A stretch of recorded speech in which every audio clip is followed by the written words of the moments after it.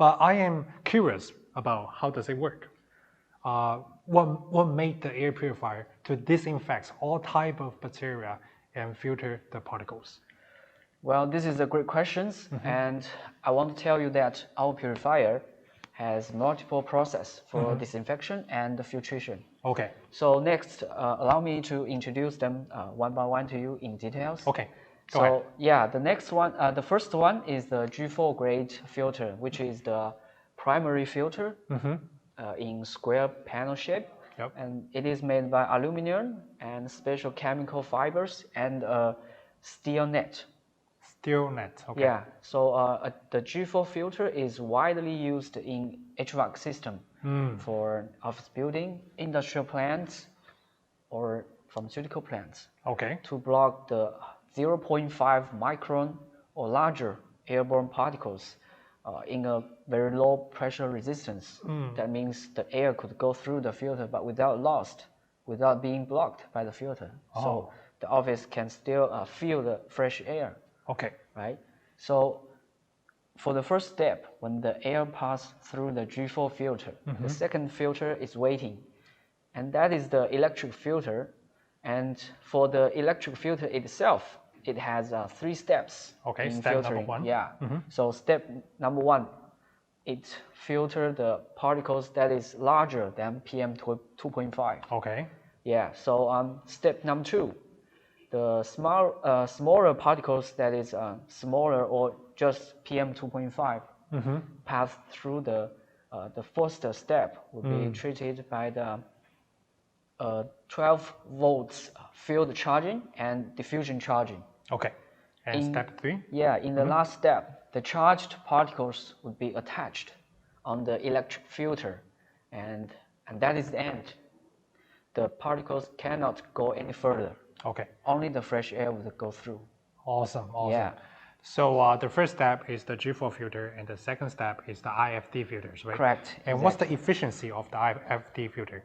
The efficiency of the IFD electric filter is almost 99.99%. Wow, 99.99%. Wow, infinitely close to 100%. Yeah, exactly. Yes. That's really impressive. And we have a few photos to show you that are the testimonials from other organizations that during the test of our air purifier that Winnie would like to show you on the screen. Okay, that's the videos, right? Yes. The photo first. Yes. Okay. So further, we have a few videos that demonstrate the efficiency and the theory of this filtration technology. So please stay with us. We can show the video number 1 to the customer. Yeah.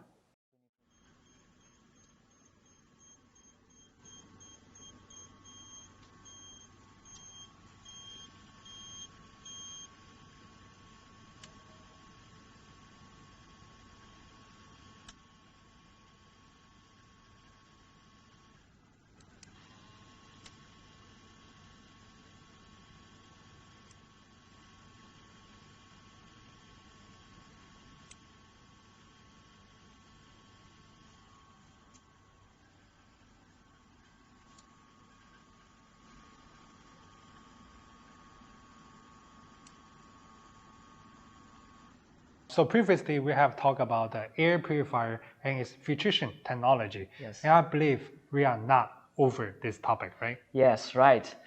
Before the video, we have only introduced 2 filtering process, and now I'd like to show you the last process in the purifier, and that is the UV light and photocatalyst. So Tom, do you know what UV means? I don't know. Give me an example.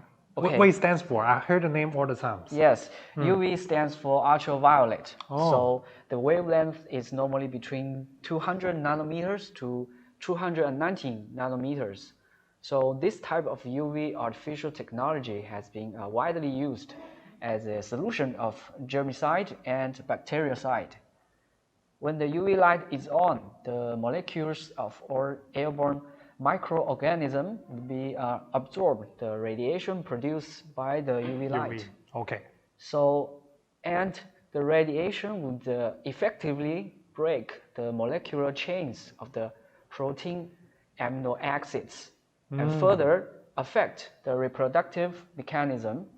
And in the end, make all the airborne bacteria inactive. Wow. And eliminate their ability to produce the disease. Okay, so you mentioned two names. The first one is UV, and the other one is photocatalyst. Yes. So what is photocatalyst? Right. To understand photocatalyst, we should split the word into a photo and a catalyst. Okay. So we'll start with the catalyst first. A catalyst can speed up a chemical reaction or make the chemical reaction happen at a lower temperature. So, and photos is exactly the word in Greek for light. Oh. So photocatalyst means light is providing the energy source that allows the catalyst to work. Oh. Yeah, in our case, inside our air purifier, the photocatalyst and the UV light is to disinfect the different types of bacteria. Okay, so in other saying, because we mentioned is UV light plus photocatalyst, yes. So it is a combined effort, right? Exactly, 100%. Okay, but you just introduced the theory, but how does it work exactly? Great question. So when we turn on the UV light, it would shine on the air that goes through, right? UV light would release the negatively charged electrons at the surface of the airborne bacteria. The electrons interact with water molecules, which is H2O. That's water. in the air. Yes, right. They're breaking them up into hydroxyl radicals, which are highly reactive, short-lived, uncharged forms of hydroxide ions. These small hydroxyl radicals then attack the bigger ones, the carbon-based organic pollutant molecules, breaking apart their chemical bonds and turning them into harmless substances such as carbon dioxide or water. Oh, CO2 and H2O. Yeah. So can we also describe the process as the actions of oxidations? Yes, you can. But please bear in mind, UV light would generate sunburns to our eyes. So we cannot look at the UV light with our bare eyes. Yeah. Right? Because it's harmful. It's harmful to our eyes and it's dangerous. It's bad for our skin as well. Yes. Of course, the UV light is built inside air purifiers, so where you don't have any chance to look directly at them. Yeah, direct eye contact. So that's pretty good. Yeah, you don't have to worry about that. And compared to the physical filters, the UV light and the photocatalyst and the electrical filter that we talked about in step 2, right? They have an extra beneficial advantage. What's that? The physical filter, such as the G4 filter we talked about earlier. Yeah, the first filters. Yeah, it's merely a trapping particles. You will still have to clean the filter after some time of using it. Yeah. Can you imagine? It's not really easy to maintain, right? Yes, and because the particles and the haze, the smoke, everything is still attached on the filter. Yeah. You have to clean them or you won't get much fresh air because the filter is blocked, right? Yeah, yeah. But for electric filter and UV light, they completely transform the harmful chemicals in the bacteria and effectively destroy them. Do you remember? We just talked about earlier. Yeah. They break the molecular structure of the bacteria and turn them into harmless substances. CO2, H2O? Yes. Okay. So I have a question for you. How long do we have to wash or replace the filters? You mean the time, right? Yeah.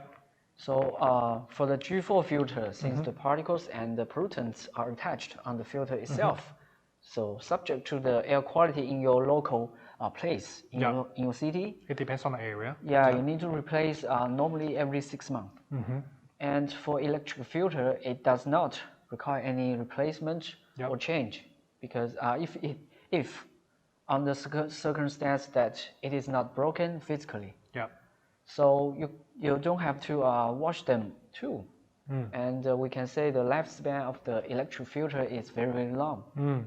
We can say that you can use it for many years. So you just talk about the G4 filters and the IFT filters, right? So how about the UV lights and the photocatalyst? The last step of the filter, right?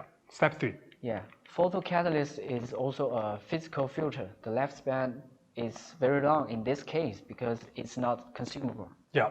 And for UV light, according to our test in the lab and previous projects feedback, it could last for at least 5,000 hours, which is more than 200 days.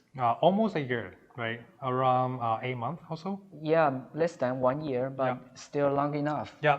So far we have talked about the filtration technology of the air purifier. Yeah. It is the essential functions in order to make the air clean. Yes.